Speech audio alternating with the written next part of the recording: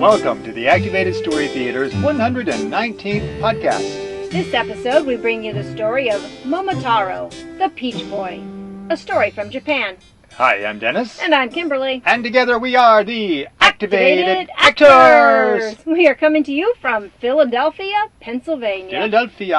Home of the Liberty Bell. And we took a walk today of about 12 miles. Yeah, we did a 12-mile hike today. We met up with the Appalachian Trail Club or Appalachian Hiker Club or something like that. Found them on meetup.com. Never used Meetup before, but we decided to meet up with some people, and this worked out with our schedule. We just did a show in Williamsport, and we're recording this on Saturday night. So tomorrow we're doing a program in Philadelphia. So it worked out well. We're back at the Philadelphia Library, Philadelphia Central Library. Yeah, but by the time you hear this, we have performed at this. We will have performed at the Central Library. Yes. It takes us a little time to get the editing done and get these programs up online for you to listen to. But we did a hike today, 12 miles, and had a lot of fun doing that. It's really interesting to have such a nice hiking area right in Philadelphia. I kind of wouldn't expect that. Yeah, it's kind of on the outskirts of Philadelia, but it is a really nice... It's actually in the city. Yeah, is it really? Mm-hmm. It's in the city limits? It's in the city limits. But it's very, very rural looking. Mm-hmm. Very wooded, very nice park. Yeah. So since we last did a podcast for you, we were in Amarillo, Texas last time we did a podcast, and we are now pretty much all the way across the country. We did some shows in Arkansas. We had got to see all of our old librarians and library friends there in Arkansas. Made our way to North Carolina. North Carolina, yes. First time we've done the library there in High Point, North Carolina. Got to see some friends out there that we haven't seen for a while, and we got to do some neat adventures in North Carolina. Yes, we went elsewhere. We did go elsewhere. We did go elsewhere. Elsewhere is in Greensboro, North Carolina. It's really a unique little place. It's a hands-on museum kind of thing. It's like a living art exhibit, really. I mean, I don't think we would have found this place if it hadn't been for our friends Melissa and Hugh Carroll, who told us about it. But it's a very unique store. It was originally a thrift store, and they've taken it and made it more like a hands-on art place. You can move things around. Yeah. It's basically a bunch of things that this one woman collected, who owned the thrift store a long time ago. She collected all kinds of things. There are jars of buttons and old toys and just fabric, just an amazing assortment of stuff. Right. And you can play with it. The most fun thing that I found was they had the innards of an old piano and some other instruments, some musical instruments there, and you could throw these little rubber balls at them to make random musical notes. To make music, right. So there was that. They have a library there, and they have classes. We got to participate in a, what would they call it? It's like a baking with the sun class. Yes. Where we made sun tea, and the group of us made a pesto sauce for pasta, and then we got to eat it. It was delicious. We noticed that nobody there had a southern accent, and the reason for that is that a lot of the people there were artists. They have a program for artists who come from all over the world. Right. There was actually like a German accent. There was a British accent. And yes. Yeah. So lots of interesting people there. Had a fun time at Elsewhere. That's the Elsewhere Collaborative. I'll put a link in the show notes. You can get to our show notes, by the way, by going to our website, activatedstorytheater.com, and looking for the podcast link, or go to activated.libsyn.com. Libsyn is spelled Libsyn.com. Elsewhere, by the way, is just down the street from a historical landmark, the Woolworth store, where in 1960 they had the famous sit-in that was part of the civil rights movement, and it is now, that building is now the Civil Rights Museum. Right. So that was in North Carolina. There was something else we did that was in North Carolina. Oh, there's right outside of Greensboro. Right outside of Greensboro, there is a garden. It's called the Children's Garden, and we just drove past it, and it really caught my eye. It's very colorful. So we just stopped there and walked around and took some pictures. It was really interesting to see the sculptures that they have there at the Children's Garden. Yeah, and they have a big storybook there. Yes, they do. I think ours is bigger. Ours is bigger, I think. You know, I got online, I got interested to see if our storybook that we use on stage is how it would compare to the world's largest storybooks, it's right up there.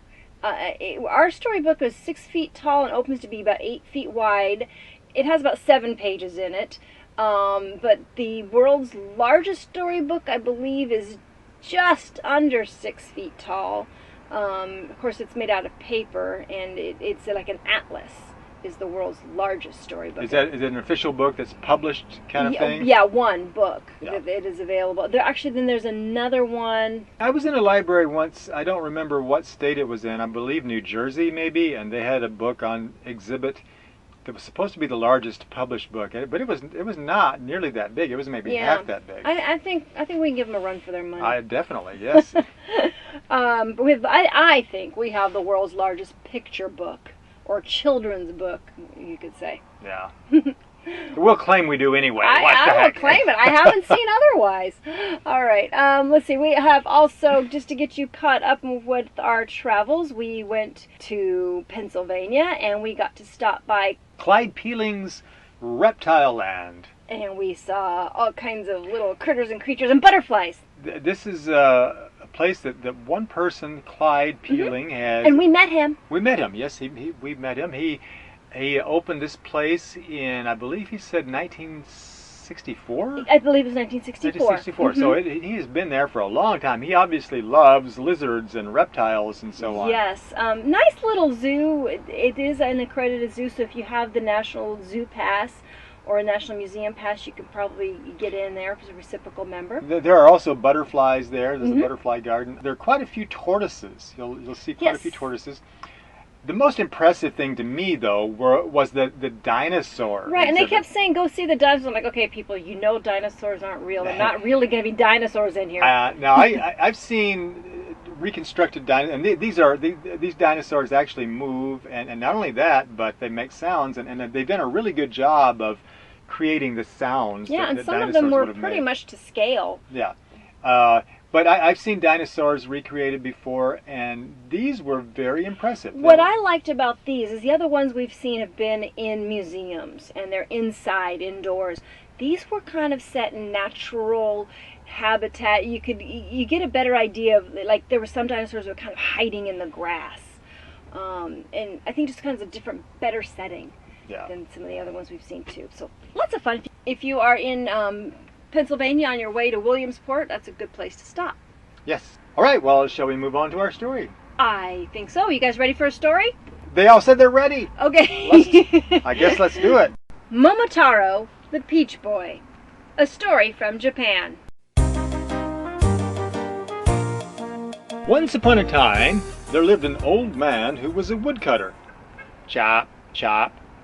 And his wife, a washerwoman. Scrub, scrub. And they were happy together all their lives. Whippy! Except that they had no children of their own. One day, the old man went out to the mountain to gather some firewood. Chop, chop. While the old woman went down to the river to do some laundry. Scrub, scrub. Ooh, this river water is so cold. I want to move close to a hot spring so we could bleach the whites without so much scrubbing. But no, my husband said we couldn't afford to live in a neighborhood with hot water. Hello, what is this? A giant peach? Why, it looks like it came right out of some kind of a storybook. Ooh, it looks really yummy. I'll take it home and make pies out of it. As if I don't have enough to carry already. And when she showed the peach to her husband, he was astounded. Wow, this is astounding. I've never seen such a peach that big. Maybe it will get us into the record books and we'll be famous. I can't wait for that. I'm hungry. Just cut it up so we can eat it. Okay, here goes. What's this? There's a baby inside this peach. Oh dear, we finally have our own child. From a peach? That's really weird, dear. In my day, they came from storks. Let's call him Momotaro, Peach Boy. Why not? It's no stranger than how he got here. Years went by, and Momotaro grew up to be a fine lad. But throughout the land, the people were sad and frightened because the country was being attacked by oni, ogres, who robbed and stole and killed and took people prisoner and left the toilet seats up. One day, when Momotaro was 15 years old, he said, Mother, Father, I must do something to help the people of our country. Far off on the other side of the sea, there's an island called Onigashima, Ogre Island, which happens to be where the Oni come from. Quite a coincidence, huh? They have taken our people and their belongings there, and I must go and bring them back. Couldn't you just spend the summer at the beach like the other kids? But there was no talking him out of it. So his father gave him a sword, and his mother gave him some food, and he was on his way. The first day, he met an Inu, a dog. Hey there, little Inu! Would you like to come along with me on a voyage? Yep. As long as you have some food. Well then, come along! Let's go! The second day, he met a Kiji, or pheasant. Hey there, little Kiji! Would you like to come along with me and the Inu on a voyage? As long as it doesn't cost anything. My nest egg is already gone. Splendid! Let's be off! And on the third day, he met a Saru, or monkey. Hey there, little Saru! Would you like to come along with me and the Inu and the Kiji on a voyage? I'm a monkey, silly! I do whatever everyone else does! Great! Well, then away we go! So Momotaro built a raft, and then with the sharp-eyed Kiji, or pheasant, navigating, the Saru, or monkey, and the Inu, or dog, paddled the raft while Momotaro steered. Finally, they reached Onigashima, the island of the Oni, or ogres. It was dark, but the sharp-eyed Kiji and the Inu could see the big fortress the Oni lived in. The gate to the fortress is locked, and the walls are so high. How will we ever get in? Maybe we could build a wooden horse! Somebody else did that! I have a better idea. I will fly over the wall and see what they are doing. Wait here. So he flew over the wall and looked around. Then he flew back to give his report. They're all asleep, and I saw their leader. If we can attack him, maybe we can make him give up the prisoners and the treasures they have robbed. But how do we all get in? I can't dig under walls that thick. Saru, can you climb over the wall? Of course! I've climbed plenty of trees higher than that. Unless I'm exaggerating. And have you ever unlatched a gate like that? Have I ever? Have I ever? Actually, no. But I've seen it done. Then go to it. As soon as you're over the wall and unlock the gate, we'll all go in and sneak up on their leader. So Saru, the monkey, climbed over the wall and unlatched the gate. And then the others sneaked in to where the leader of the Oni was sleeping. And they pounced on him. Oh, what?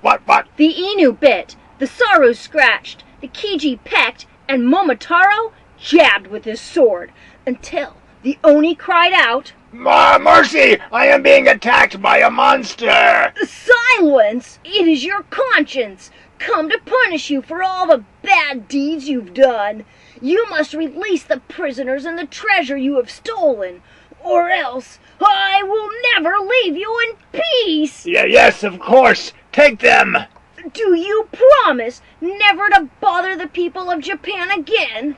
Yes, anything. Just leave me alone. And so the people were released, and all the things the Oni had stolen were returned to their rightful owners. And the Oni never did attack the people of Japan again. And Momotaro became a legend, a hero. Not bad for a boy who started out in the pits. And that's the story of Momotaro, the Peach Boy, from Japan. You know what? That story reminds me of Brummetown Musicians when we did Yeah. not too long ago. Yeah, it does. I thought about that too. Yeah. When we recorded, we actually recorded that one twice. We did it a long time ago, and when we first started podcasting, and then we did a different version with the group of students we did a workshop with in Harrison, Arkansas. Yes. And why did we pick that story for this month? Because we like stories from Japan. That's one reason. Another reason is August is National Peach Month. Well, who knew? And August 24th is Peach Pie Day. Ooh. Yeah. And, most important of all, What? August 13th is National Left-Handers Day. Okay. That has nothing to do with it, No, but it's very important.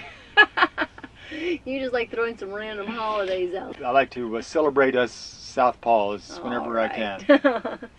All right. Well, that about wraps it up for us today. I do have a request, though. If you like the podcast and you like the stories and you like Activated Story Theater, we'd like you to like us on Facebook. For one thing, you can find us on Facebook. Just look for Activated Storytellers when you do a search on Facebook. I need to get them to switch it over to Story Theater, but they're having trouble with that. It's an old Facebook thing. But do Facebook. Also, if you are listening to us on iTunes, we would love to have some feedback or a thumbs up. Help other people find Activated Stories podcast. Yes. Some shows coming up at the Whippany Library on July 18th at 7 o'clock, and then there is a program on July 19th at Hackettstown Library at 6:30. So if you're in New Jersey, those are a couple of shows you can come to that are free and open to the public. I do believe the Hackettstown Library, they're requesting $1 in advance, and then when you show up, you're refunded the $1. So just their way of kind of keeping track of who's coming. That's the Northeast branch of the Warren County Library in Hackettstown. Right. After that, we're on our way to Connecticut, where we will be doing a program in Niantic? Where we will be doing a program in Niantic, Connecticut at the East Lyme Library on July 25th. Another program in Connecticut that will be open to the public will be on August 6th at the Meriden Library, and that's in Meriden, Connecticut. And then hello, Massachusetts! Yay! Back to Thomas Crane Library. August 7th, Thomas Crane Library, which is in Quincy. They don't say Quincy, they say Quincy.